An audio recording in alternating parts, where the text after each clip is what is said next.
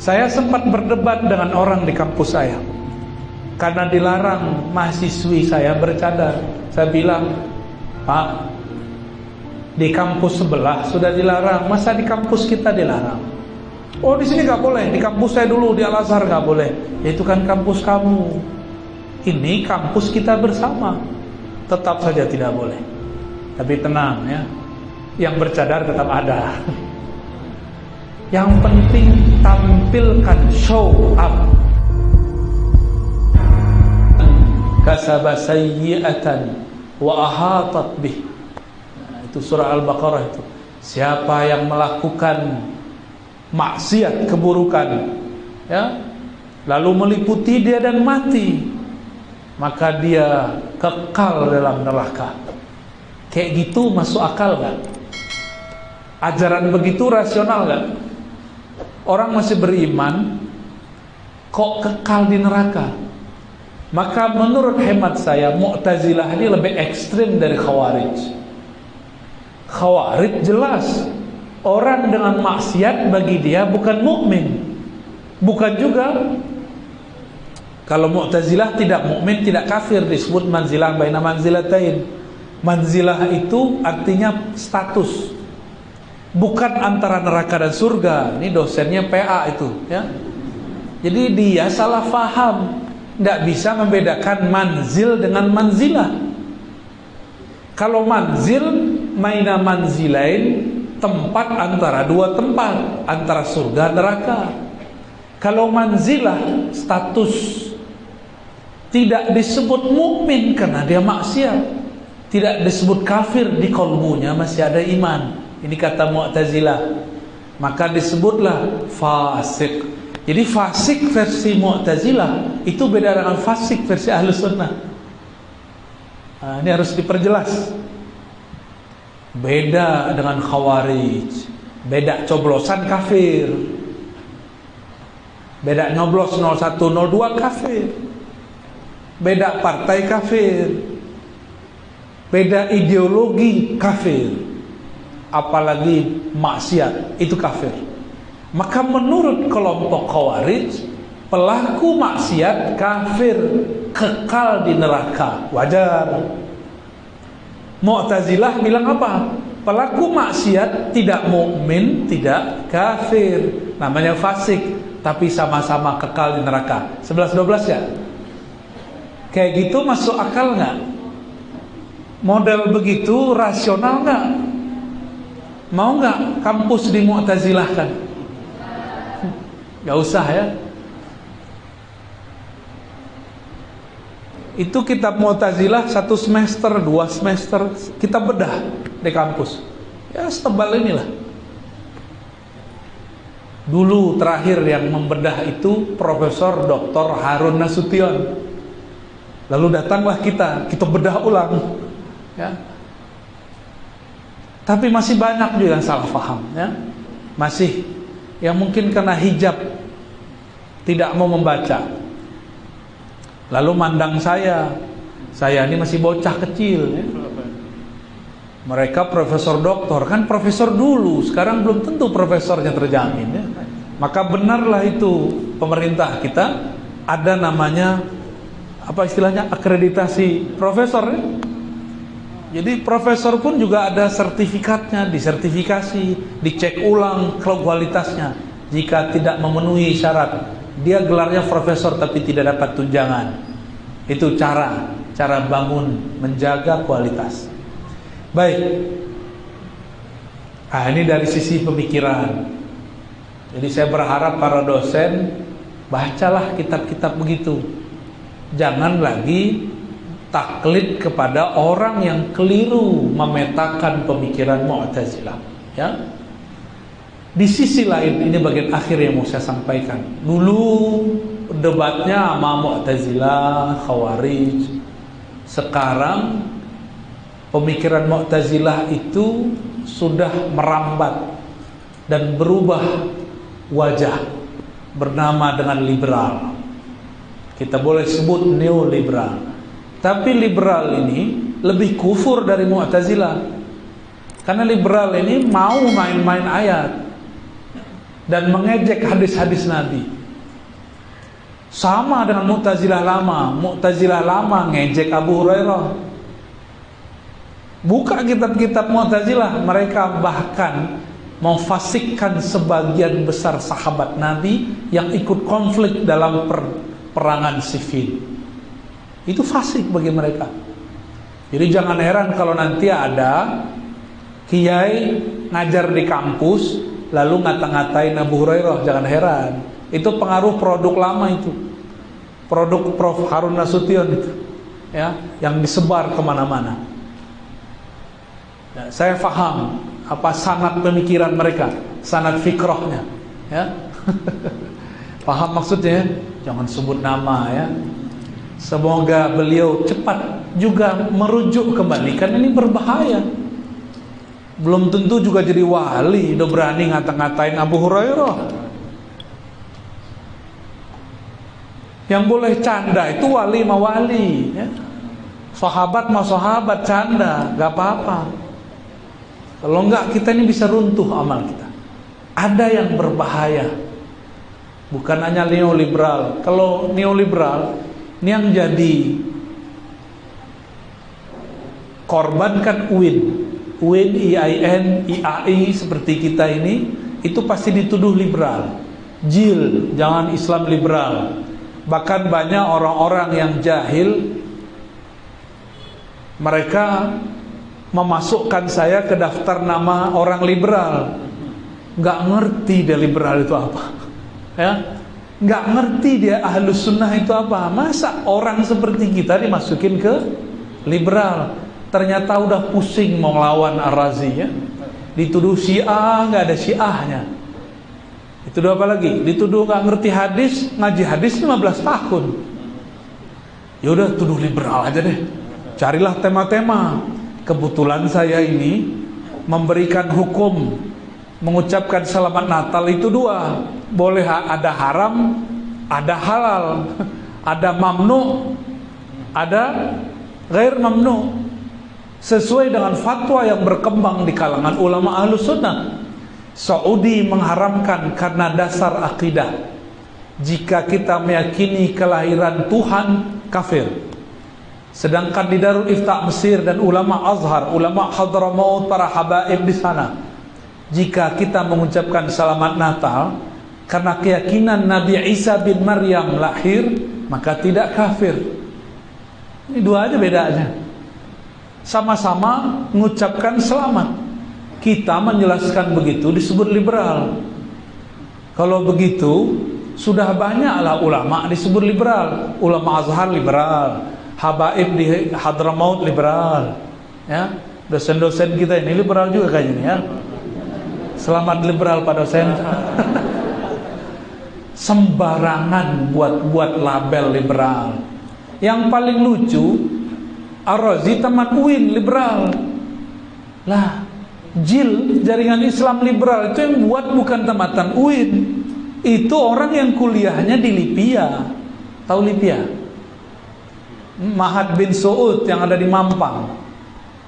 Namanya Gus Ulil Absar Abdallah, anak Kiai NU, ya, kuliah di Lipia.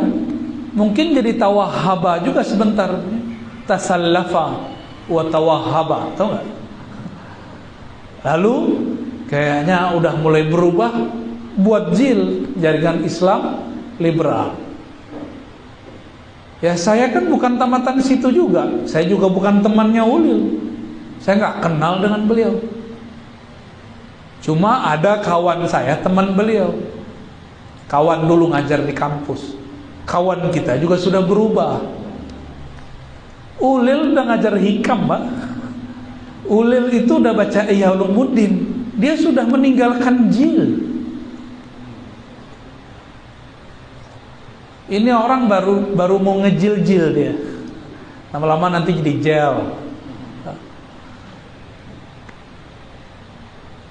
Kelompok yang nuduh ini masuk ke mahasiswa melalui pergerakan-pergerakan. Hati-hati, ya. Melalui halakoh-halakoh. Kenapa saya sebut Orang kalau sudah tamat madrasah Nahdiyin, udah nggak perlu hijrah-hijrahan. Mau hijrah kemana lagi? Antum udah Ahlus Sunnah, mau hijrah lagi? Berarti Ahlus Sunnah NU ini sesat kalau mau hijrah lagi. Orang udah kopiah-kopiahan begini, kok udah sarungan ya, kurang jingkrang aja ya, sama jenggot.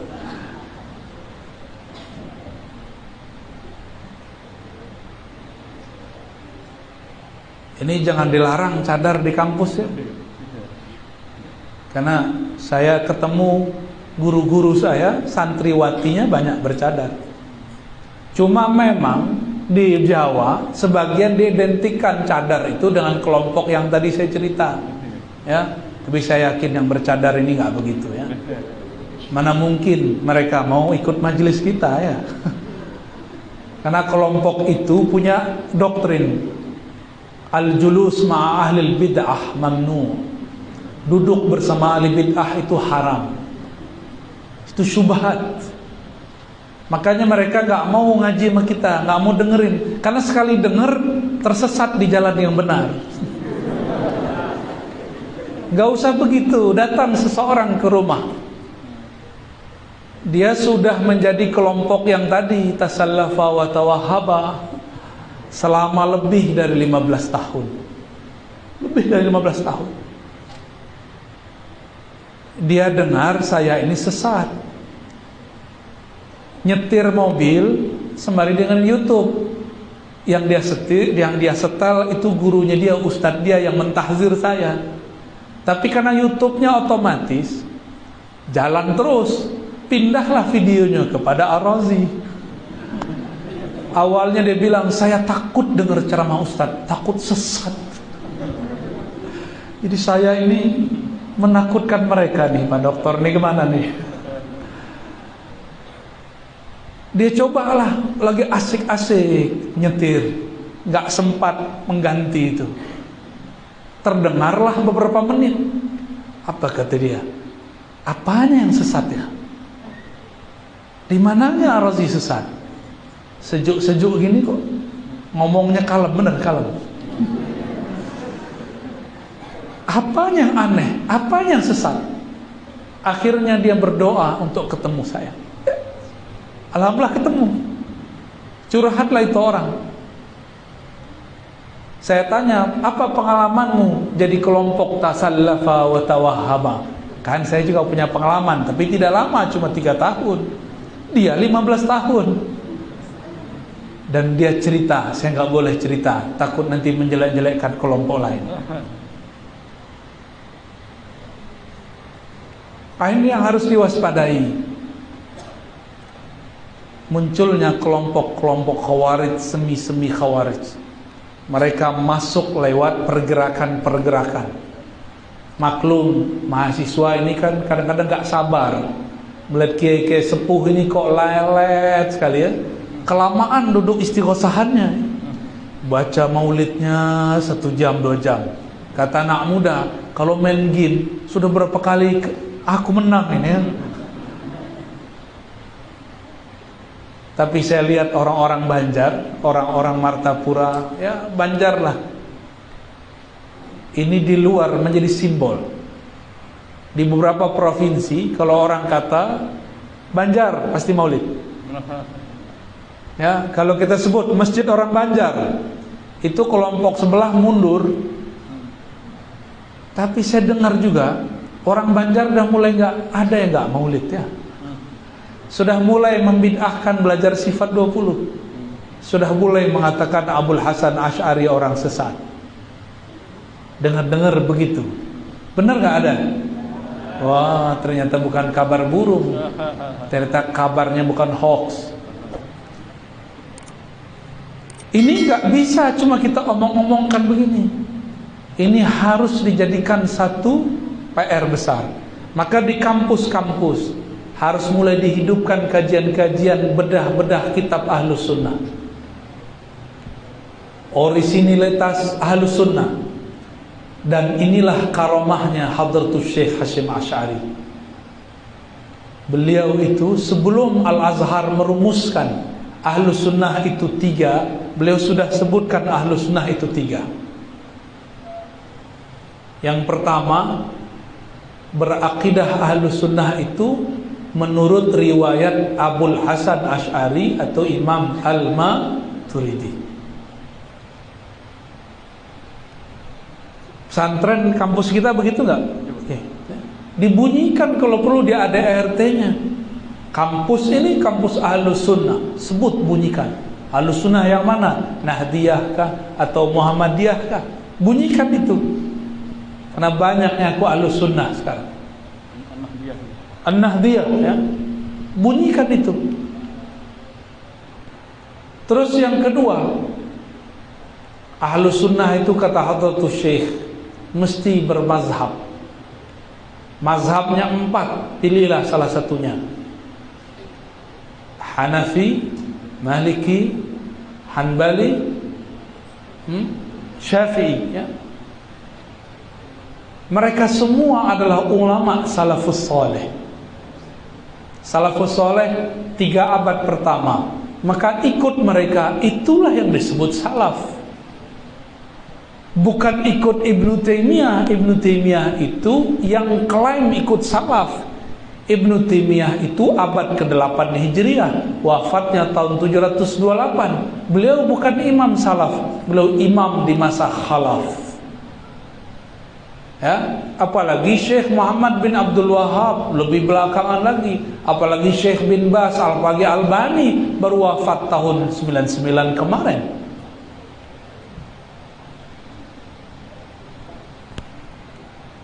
Maka kita mesti bermazhab. Jadi ciri-ciri kelompok, ini perlu diwaspadai ini pada adik-adik mahasiswa. Kelompok yang menyimpang itu, ekstrim itu, mereka anti mazhab. Apa kata mereka? Tidak boleh ikut mazhab, karena mereka salah faham. Dikira ikut mazhab itu ikut selain Allah dan Rasulnya.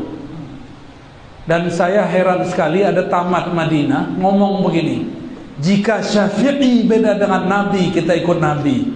Bisa Pak bayangin, Imam Syafi'i beda sama Nabi? Orang Bahlul nggak ngomong begitu? Itu Doktor Bahlul ngomong begitu kalau ada. Imam Syafi'i beda sama Nabi. Kapan sejarahnya itu? Bahkan dia mengatakan, jika ada sahabat beda dengan Nabi, maka kita ikut Nabi. Dia membayangkan ada sahabat belot dari Nabi. Yang ngomong sahabat belot dari Nabi kalau nggak Syiah, Khawarij, Mu'tazilah. Ahlus Sunnah nggak ada yang ngomong begitu. Ngakunya ikut salafus saleh, lalu mengatakan jika sahabat beda dengan Nabi, jika Imam Syafi'i beda dengan Nabi, itu salaf semua, bro. Ya. Oh, kalau sama dia pakai akhi, itu salaf semua ya akhi. Baru sahih. Ada logika begitu. Itu logika iblis. Bawa nama Rasul lagi, ya Allah. Bisa nggak antum bayangkan Imam Syafi'i beda sama Nabi itu gimana? Terpikir nggak? Mungkin nggak selevel Syafi'i menyalahi ajaran Nabi? Tak mungkin. Imam Bukhari berguru kepada murid Syafi'i, itu ngomong, ma amiltu syai'an illa a'dadtu inda rabbi hujjatan. Tidaklah aku beramal sesuatu kecuali aku persiapkan di hadapan Allah hujahnya. Itu baru cucu murid Imam Syafi'i, apalagi Imam Syafi'i, apalagi sahabat Rasul sallallahu alaihi wasallam. Ada logika begitu sekarang. Itu logika anti mazhab. Karena pikiran mereka yang perlu diikuti cuma Rasulullah dan cukup langsung ke Rasulullah. Saya tanya itu orang, ya, sebagian pengikutnya saya tanya, gimana cara ikut Rasulullah langsung? Jawabannya apa? Inilah yang paling konyol. Buka Sahih Bukhari, Ustaz. Lah Imam Bukhari pengarang Sahih Al-Bukhari. Jadi menurut dia, Kalau mau ikut Rasul, jangan ikut Syafi'i, ikut Bukhari. Yang ketawa udah ngerti, yang dia masih loading. Maksudnya apa ini? Nih kita kasih tahu, Imam Bukhari lahir tahun 194. Ingat-ingat, lahir tahun 194. 10 tahun sebelum Imam Syafi'i wafat. Imam Syafi'i wafat 204. Imam Bukhari wafat 256. Sudah terbayang? Jadi lebih dekat masa Imam Syafi'i ke Nabi atau lebih dekat Bukhari? Kalau silsilah guru yang paling pendek Imam Syafi'i itu Bukhari. Imam Syafi'i. Kata kawan, gak usah ikut Syafi'i, ikut Bukhari aja. Udah mulai paham? Itu orang ngerti gak tuh sejarah? Gak ngerti sejarah, gak ngerti ilmu sanad, gak ngerti ilmu hadis, tapi ngakunya manhajnya sunnah. Nah, inilah kemudian yang bikin kita sakit perut kadang ya. Gak boleh ikut Syafi'i, tapi ikut orang setelah Syafi'i. Itu kitab Sahih Bukhari ditulis setelah Imam Syafi'i. Berarti kalau ikut Sahih Bukhari, ikut Imam Al-Bukhari. Loh bukan, ini kan kalam Nabi. Iya, kalam Nabi yang disusun oleh Bukhari. Kalau ikut Syafi'i, berarti ikut kalam Nabi yang dikumpulkan dan diriwayatkan oleh Imam Syafi'i. Apa bedanya? Sama. Ya, sama-sama ikut imam. Imamnya dua-duanya mengumpulkan imam-imam Syafi'i, Imam Ahmad dan lainnya. Nah, inilah yang penting saya sampaikan. Jangan sampai pemikiran itu muncul di kampus. Tapi ada yang ketiga, Ahlus Sunnah itu ada gerakan rohaninya, yaitu bertasawuf. Ahlus Sunnah mesti bertasawuf. Jika fikih mesti bermazhab, maka tasawuf mesti berthariqah. Saya lihat di Martapura, tokoh paling karismatik, abah sekumpul ya, itu berthariqah. Beliau berthariqah, udah alim, udah wali, masih berguru. Masa kita ini belum tentu jadi wali Allah, udah bilang thariqat saya langsung saja Al-Quran dan Sunnah. Sama kayak tadi itu, sama nasibnya kayak tadi. Dan kita kaget kok ada kiai, kok ada guru ngomong begitu. Thariqat saya Quran. Lah Quran itu kan pakai sanad, guru. Yang benar kalau mau diplomasi nggak ngomong thariqat saya ngaji. Ngaji kan harus ada gurunya. Guru ada gurunya. Itu namanya diplomasi. Yang menyembunyikan formalitas thariqat. Maka saya menganjurkan kepada adinda para mahasiswa, begitu juga sahabat-sahabat, rekan-rekan dosen, jangan lupa berthariqah. Ya, fikih itu cuma hukum zahir, nggak ada khusyuk di situ, nggak ada ketenangan kolbu. Ketenangan kolbu ada di ahli tasawuf. Mau tenang jiwanya, kolbunya, nggak cukup berjenggot kayak saya ini, nggak cukup pakai baju koko, gak cukup berjilbab, bercadar, gak cukup. Apalagi celana jingkrang, gak ada kaitannya. Kalau mau hati tenang, belajar zikir. Zikir itu dimiliki tekniknya oleh ahli-ahli zikir. Mereka lah ahli thariqah. Yang hadir malam tadi, Tuan Guru Wildan mengijazahkan sanad riwayat talqin. Saya pun kemudian malu kalau tidak mengijazahkan thariqat talqin. Akhirnya kita ijazahkan malam tadi dan kita talqinkan, kita bimbing. Yang ikut malam tadi silakan diamalkan. Yang belum, tunggu nasibnya beruntung ya. Ini 3 dikatakan ditulis oleh Syekh Hasyim Asy'ari sebelum kemerdekaan. 2016 ulama Al-Azhar buat seminar berhari-hari di church-nya, diundang 200-an ulama, hasilnya sama. Manhum Ahlus Sunnah? Ahlus Sunnah ada tiga tadi. Coba disebutkan. Pertama, Ahlus Sunnah itu Asy'ariyah, Maturidiyah. 2, bermazhab. 3, bertasawuf. Tasawufnya mesti bertorikot, minimal torikot Imam Junaid, torikot Imam Ghazali. Gitu, ya. Kira-kira ini yang mesti dijaga oleh mahasiswa. Maka kalau ikut suatu pergerakan, pastikan pergerakan ini menganut yang 3 itu. Jika tidak, sudahlah, tinggalkan aja. Ikut aliran yang sudah jelas, biar perjuangan kita jelas, ya. Wallahu a'lam bishawab wa sallallahu ala Muhammad. Ada diskusi? Oke. Ya, silakan kalau ada pertanyaan. Waduh, banyak sekali nih. Silakan dipilih nih.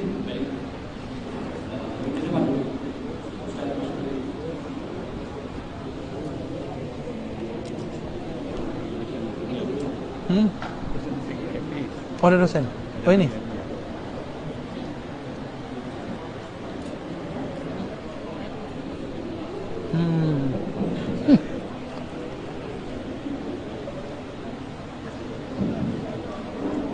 Assalamualaikum warahmatullahi wabarakatuh. Salam. Perkenalkan, nama saya Mas Andi dari Fakultas Tarbiyah Institut Agama Islam Darussalam Martapura.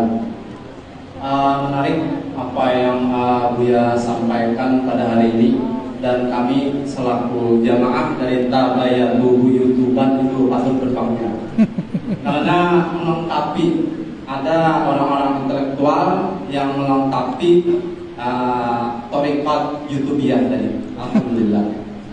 Karena sebagaimana kita ketahui, seperti yang Buya sampaikan tadi, Ahlus Sunnah wal Jamaah ini terdiri dari 3 poin. Yang pertama tadi Asy'ariyah Maturidiyah, mazhab dalam fikih, kemudian bertasawuf. Nah, penelitian daripada Syekh Abdurrahman As-Sulami, hampir 1000 saya meneliti, kata beliau, tidak ada orang-orang yang tasawuf itu ahlul bid'ah. Nah, namun yang sering banyak kita hadapi sekarang ini, tasawuf ini yang sering diserang karena terkadang mereka mengatakan tidak ilmiah. Dalam berbagai artikel kita sering melihat konsep-konsep yang sering diusung oleh ulama-ulama sufi dalam kalangan Ahlus Sunnah, seperti konsep Nur Muhammad itu, katakan, nah ini hal yang paling sulit untuk dijelaskan secara ilmiah. Nah, padahal konsep Nur Muhammad ini dalam dunia tasawuf itu menjadi sebuah konsensus dari kalangan ulama sufi.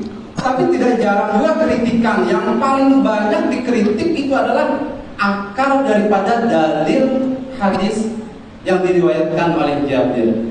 Nah, jadi mungkin bagaimana ini menjelaskan sedikit kemudian. Kemudian yang kedua, yang biasa menuai kritik dalam dunia tasawuf ini masalah pengamalan syariat. Nah, kadang apalagi yang makom-makomnya itu sudah terkesan wali, sudah menjadi panutan.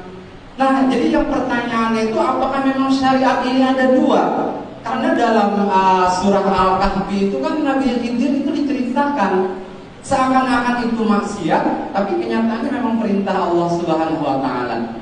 Nah, jadi mungkin bagaimana ini kira-kira dalam hal menanggapi tentang hal ini. Demikian, terima kasih. Assalamualaikum warahmatullahi wabarakatuh. Langsung saya jawab, ya. Yang pertama tentang Nur Muhammad. Kajian Nur Muhammad itu ilmiah. Namun betul, hadis-hadis yang digunakan kadang-kadang tidak sahih. Ya, itu ternyata bukan hadis tapi ilham kudusi. Saya menyebutnya ilham al-kudusi. Ilham yang kudus dari Allah. Allah berkalam ke walinya, dicatat oleh wali qaul Allah dalam kitabnya. Atau dia berkoneksi dengan Rasulullah, dia dengar Rasulullah berkalam dalam pengalaman ruhaninya. Bagi ahli-ahli ruhani yang mereka sudah sampai kepada kesadaran tertinggi, Makom mereka bertemu Nabi, bukan lagi mimpi. Man ra'ani fil manam fasayarani yaqzah. Kalau mubtadi, siapa yang bermimpi bertemu aku. Mimpi itu mubtadi, pemula. Kalau yang sudah muntahi, fasayarani yaqzah. Ini hadis Bukhari, hadisnya sahih. Orang yang pernah bermimpi ketemu aku, dia akan melihatku dalam keadaan jaga di sini, di dunia ini. Itulah sebabnya muncul kalam-kalam al-alam minni wa ana minallah. Itu bukan gak ada di kitab hadis. Seorang wali kutub di zamannya dahulu, mereka ketika berselawat kepada Nabi, Allah perjalankan ruhnya, lalu mereka bertemu Rasulullah. Rasulullah berkalam, alam minni, alam semuanya dari aku dari Allah. Ditulislah oleh si ulama ini, qala Rasulullah. Maksudnya di dalam pengalaman rohani dia itu boleh. Cuma kata-kata di alam itu dihilangkan oleh murid-muridnya, karena muridnya mengira itu hadis. Dari mana saya tahu? Itu gampang. Ini para khotib, ini sudah mau dekat ya. Jam berapa nih? Masih lama ya. Para khotib sering baca hadis. Man kana yaumuhu misla amsi fahuwa maghbun, wa man kana yaumuhu syarran min amsi fahuwa mal'un. Itu hadis bukan? Hadis ya? Itu kata wakil hadis. Gimana santrinya tuh? Dulu 2005 saya ditelepon sama profesor saya. Namanya Abdul Aziz juga, masih hidup. Profesor Abdul Aziz, tawadu sekali. Beliau dosen idola saya dulu, salah satunya. Apa telepon dia? Ar-Razi, katanya engkau ini santri hadis ya? Wah, coba ngaji baca-baca aja, Prof. Udahlah, jangan sok-sok tawaduk, ternyungsep. Saya mau tanya, tolong carikan, itu hadis atau bukan? Siapa yang hari ini sama seperti kemarin, maghbun. Apa arti maghbun? Khasara, rugi. Siapa yang hari ini lebih buruk dari kemarin, mal'un, dia terlaknat.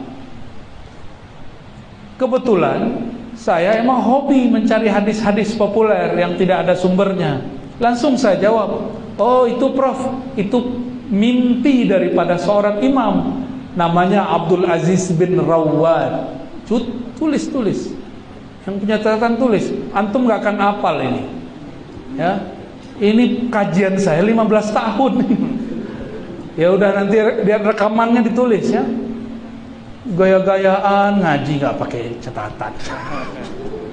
Maaf, saya canda ya. Dulu temannya Pak Rektor kita, itu rektornya UIN sekarang, Bu siapa deh? Bu Amani. Itu kalau ada mahasiswa nggak bawa catatan, bisa-bisa pulpennya terbang itu. Itu bahasa kiasnya. Bisa-bisa dimarahin dari awal masuk kelas sampai akhir. Kawan Pak Rektor, kawan beliau itu harus buat catatan kalau seminar atau lagi kelas ya. Karena hafalan antum ini udah kena micin, tau micin. Ya. Dengar sekarang nanti lupa. Kata kawan, tenang, ada Thariqah Yataba, Yatubu, Al-Yutubiyah. Qayyidul ilma bil kitabah ya, saran saya begitu. Kuatkan dengan nulis.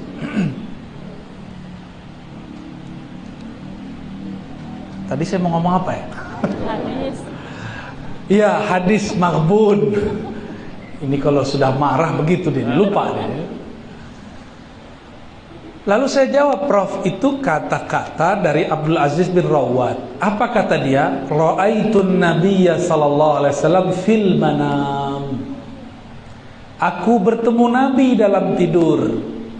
Qala, beliau bersabda, man kana yaumuhu misla amsihi fahuwa maghbun, wa man kana yaumuhu syarran min amsihi fahuwa mal'un. Jadi kalimat apa yang hilang? Ra'aitun nabiyya sallallahu alaihi wasallam fil manam.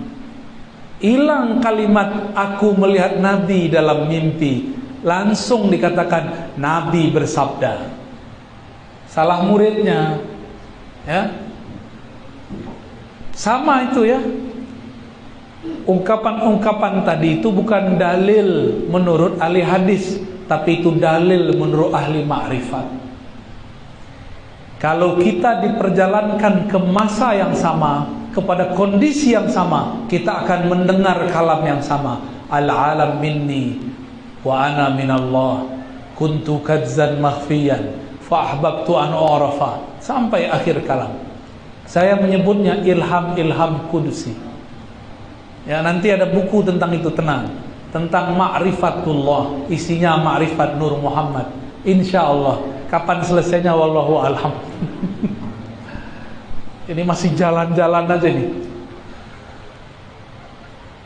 Bagaimana dengan hadis awwalu ma khalaqallahu nura nabiyyika ya Jabir? Yang pertama Allah ciptakan nur Nabi engkau wahai Jabir.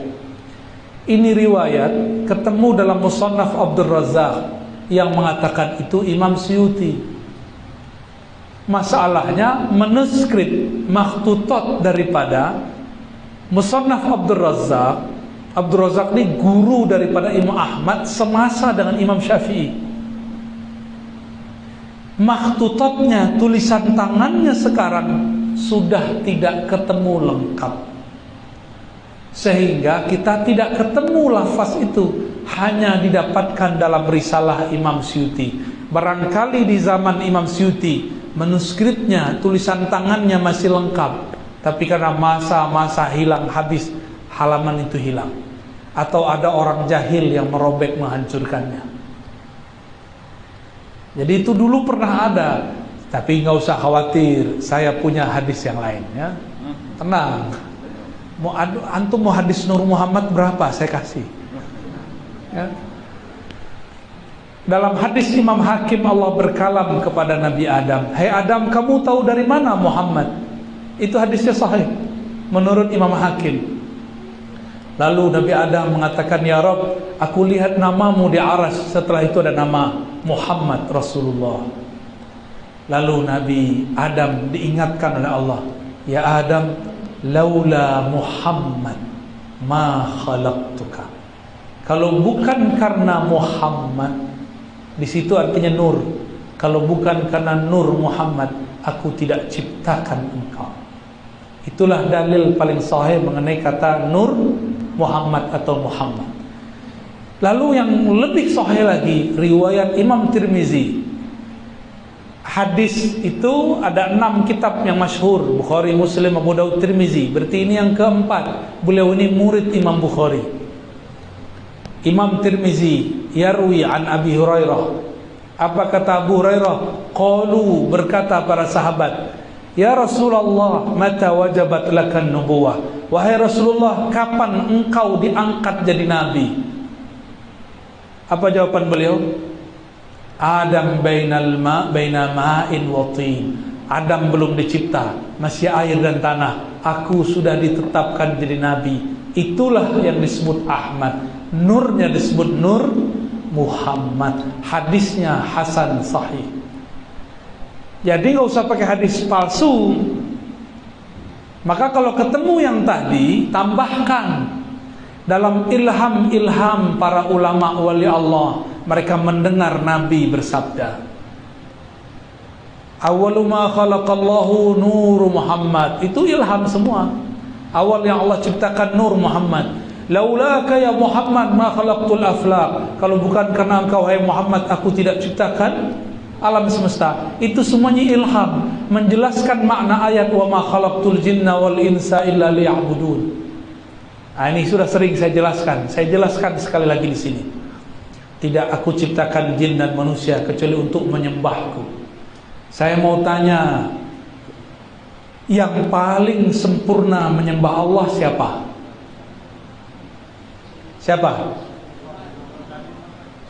Ibnu Taimiyah, Muhammad bin Wahab, atau Pak Rektor? Nabi Muhammad. Jadi kalau diterjemah, coba taruh nama Nabi Muhammad di situ dan pengikutnya. Tidaklah aku ciptakan jin dan manusia kecuali agar Nabi Muhammad dan para pengikutnya menyembah aku. Bisa diartikan begitu, ya? Karena yang paling kenal Allah Nabi Muhammad, yang paling sempurna nyembah Allah Nabi Muhammad. Salat antum ini belum tentu diterima. Maka supaya diterima, bersolawatlah kepada Nabi Muhammad, supaya salat kita yang tidak khusyuk juga diterima oleh Allah Subhanahu wa taala. Gitu ya, Pak dosen ya. Udah cukup. Satu lagi ya. Oh, Khidir tadi ya. Apa? Adakah syariat selain syariat yang zahir itu? Oke. Syariat itu cuma satu. Namun beda Rasul, beda zahirnya. Risalah yang turun ke Nabi Musa itu risalah ahkam zahir. Risalah hukum zahir, bunuh orang dikisos. Risalah yang turun ke Nabi Khidir Balya bin Mulkan itu bukanlah risalah hukum zahir, tapi hukum batin. Zahirnya membunuh, batinnya menyelamatkan. Zahirnya merusak kapal, batinnya menghidupkan semua laki-laki di kampung. Ini bayangkan ada kampung nelayan, semua laki-laki bekerja di laut mencari ikan. Di tengah laut ada perompak. Siapa saja yang mendekat mati. Jika semua laki-laki pagi itu, siang itu mereka ikut berlayar, maka semuanya mati. Menjandalah semua perempuan di kampung itu. Nggak cukup Nabi Khidir dan Nabi Musa untuk mempoligaminya. Cuma 2. Ini sekampung, gimana cara poligaminya? Kecuali Nabi Sulaiman, istrinya 400, budak perempuannya 600, 1000. Tapi dia tidak punya anak satupun. Nabi Khidir merusak kapal supaya selamat orang. Apa pesannya? Jika engkau melihat ada orang berbuat salah, jangan langsung hukumi dia salah. Jika engkau melihat pemaksiat, jangan tuduh dia fasik.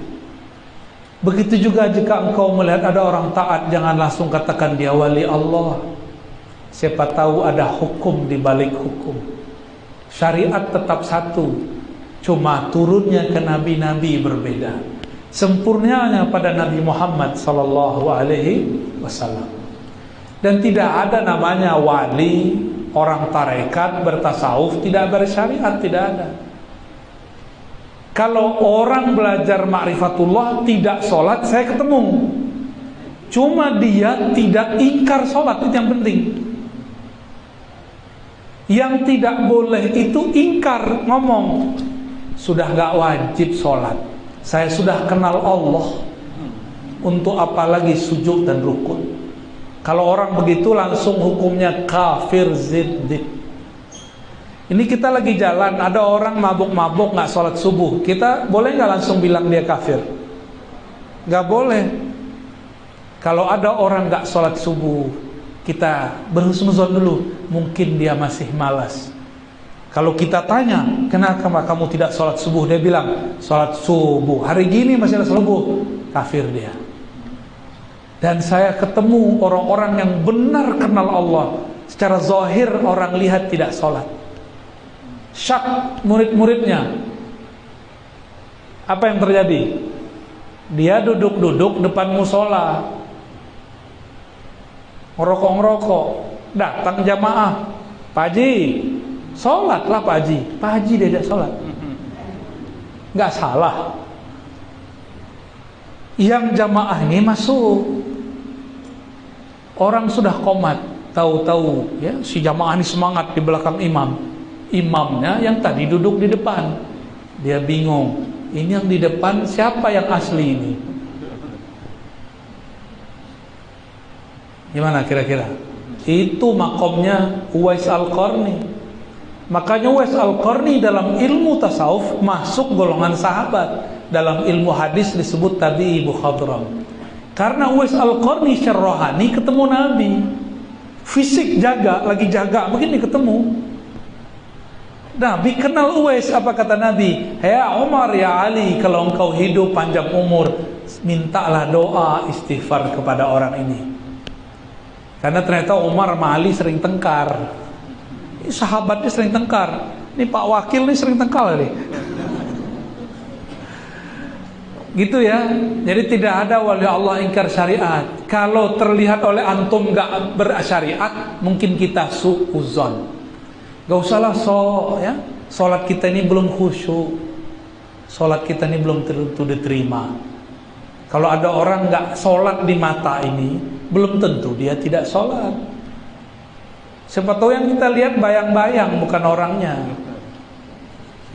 Ya, itu sudah masyhur lah kalau di Martapura orang-orang begitu ada ya. Tokoh-tokoh begini banyak di sini. Kalau di Jawa namanya Gusmi. Guru dari Abbas Kumpul namanya Kiai Haji Hamid Pasuruan. Punya sahabat namanya Gusmi. Gusmi ini nggak terlihat sholat oleh orang yang terhijab matanya. Ngadu kepada Kiai Hamid Pasuruan. Beliau lagi duduk di kamarnya, di belakangnya ada jendela. Si murid itu kemudian ditegur oleh Kiai Hamid. Bocah, kamu mau tahu di mana Gusmi sholat? Ini antum percaya atau tidak? Ini karomah aulia. Dibukalah jendela, ada pohon di situ. Beliau lagi sholat di atas pohon. Sulit percaya ya? Itu mah belum seberapa ya. Wali itu ada yang sholatnya di atas awan, ada yang di atas angin, ada yang di atas air. Itu biasa. Murid-murid Nabi Khidir begitu semua. Nabi Musa nggak dikisahkan di dalam kitab. Itu diajak jalan sama Nabi Khidir ke tengah laut, nggak nyebur dia. Kalau nggak percaya, nanti antum kalau ketemu Nabi Musa tanyain. Nggak percaya tanya aja. Nanti kita akan ketemu para nabi di akhirat. Antum tanya, saya saksinya. Ya, wah dongeng lagi nih. Bukan, ini asli. Ya. Jangankan cuma jalan di atas air, takdir ke depannya Nabi Khidir kasih tahu. Ya, itu mah cetek tuh jalan di atas air. Nabi Khidir masuk ke dalam laut, nggak perlu nafas pakai bantu oksigen, nggak perlu. Itu mukjizat beliau. Tapi lebih hebat Nabi Muhammad. Jibril gak boleh naik ke aras Nabi Muhammad, naik ke atas aras. Semua Nabi takluk di bawah kaki Nabi Muhammad sallallahu alaihi wasallam. Ya, jadi yang penting tidak ingkar. Jadi kalau ketemu nanti orang-orang begitu, tanya aja menurut dia sholat wajib apa enggak. Kalau dia bilang gak wajib, itu wali setan ngomong Allah. Ya, ingat-ingat wali setan ini kalau ngomong makrifat tajam juga. Tapi wa'rifatnya tidak usul, ma'rifat-marifatan. Wallahu a'lam bishawab. Satu lagi ya, cukup. Silakan dipilih. Satu akhwat lah. Ya, ini ada yang di tengah nih. Ya, boleh.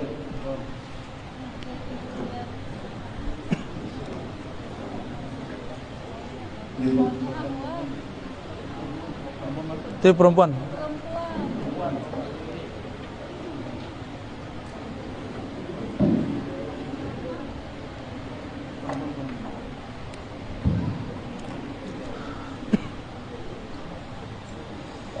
Bismillahirrahmanirrahim. Assalamualaikum warahmatullahi wabarakatuh. Assalamualaikum.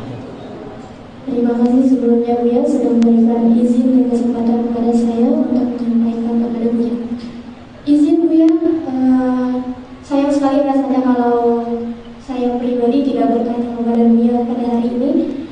Bagaimana menurut Buya cara meyakinkan hati menguatkan hati ketika kami kaum minoritas, sebut saja kami kaum minoritas, itu disebut sebagai aliran yang salah, sebagai orang yang tersesat. Bahkan saya pribadi sering mendapatkan Buya bahwa saya pribadi ini adalah seorang teroris dan tidak karena saya sekarang di Fakultas Tarbiyah tidak berhak menjadi seorang pendidik, Buya. Bagaimana menurut Buya caranya untuk menguatkan hati? Terima kasih. Assalamualaikum warahmatullahi wabarakatuh. Alhamdulillah. Ini suara hati nih Pak Wakil. Orang kita ini belum terbiasa melihat adinda bercadar, dan kebanyakan bercadar yang di framing teroris, akhir kena imbas lah ya. Lalu bagaimana caranya? Ya sudah, hadiri majelis maulid, karena teroris nggak pernah hadir majelis maulid. Ada istighosah hadir ya. Nanti malah orang senang. Oh, ternyata yang bercadar ini bukan satu aliran, tapi banyak aliran listriknya. Saya banyak berkunjung ke pesantren-pesantren, ke majelis-majelis.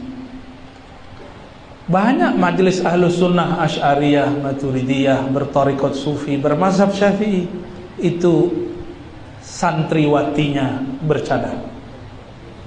Cuma sayang, karena memang di pusat itu yang bawa bom bunuh diri dulu bercadar. Maka dosen-dosen itu agak horor, takut dibom lagi ngaji, lagi kuliah. Mohon dimaklumi ya, deh ya. Sesekali mungkin perlu berimprovisasi, pakai masker mirip cadar. Ya, berimprovisasi bolehlah. Saya sempat berdebat dengan orang di kampus saya, karena dilarang mahasiswi saya bercadar. Saya bilang, Pak, di kampus sebelah sudah dilarang, masa di kampus kita dilarang? Oh, di sini nggak boleh, di kampus saya dulu di Al-Azhar nggak boleh.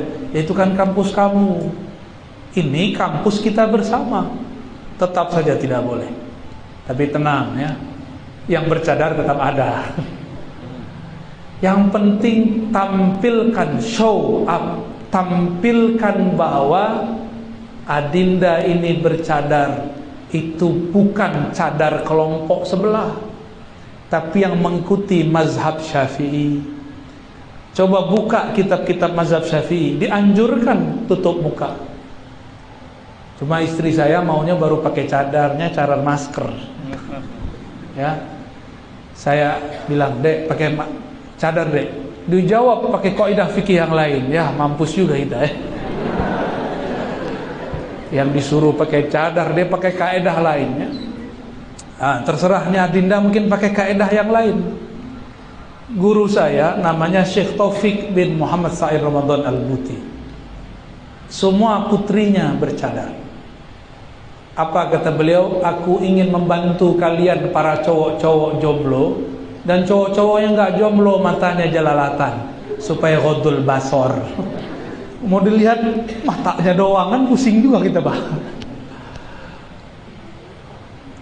Tapi sahabat beliau di Mesir, Syekh Ali Jum'ah, walaupun tidak sahabat dekat, anaknya semuanya perempuan dan tidak bercadar, sama-sama bermazhab Syafi'i. Itu pilihan saja ya, itu pilihan.